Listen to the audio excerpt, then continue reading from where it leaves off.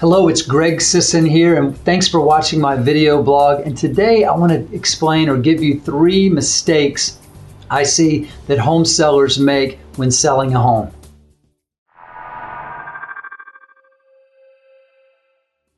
Okay, we're back, and I want to give you some ideas, 3 mistakes that I see, common mistakes that sellers make when selling their own home or just selling their home with an agent. So before I do that, every seller wants the exact same thing, and I'm sure you would agree. They want to sell their home quickly, and they want to sell for the most amount of money possible. And believe me, as your real estate agent, I want the same exact thing.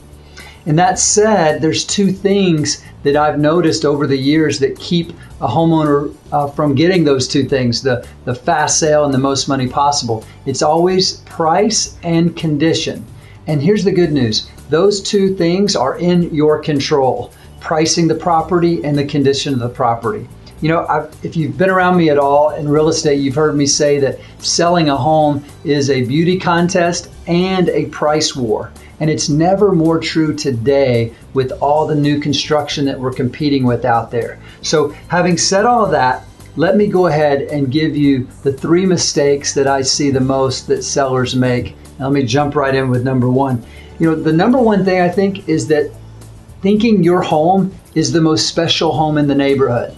Now, don't get me wrong, it is the most special home in the neighborhood to you, but those things you've done, those new floors, that new kitchen, the paint colors you've chosen, I know they're important to you and that they're very special, but the buyer is looking at several properties and it's just not special to them. So I think thinking that you've picked out everything perfectly and that would appeal to all the buyers is a mistake that some home sellers make.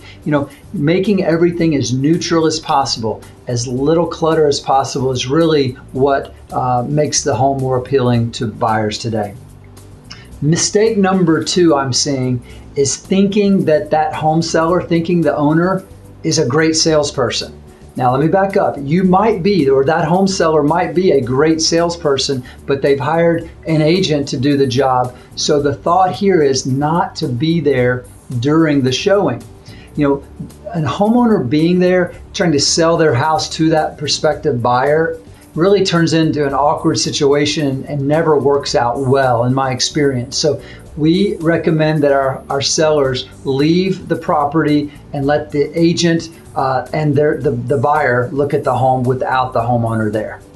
And then lastly, mistake number 3 is thinking that they will come back. Now, here's what I mean by that. Let's say you get a showing request an hour before the time they want to come.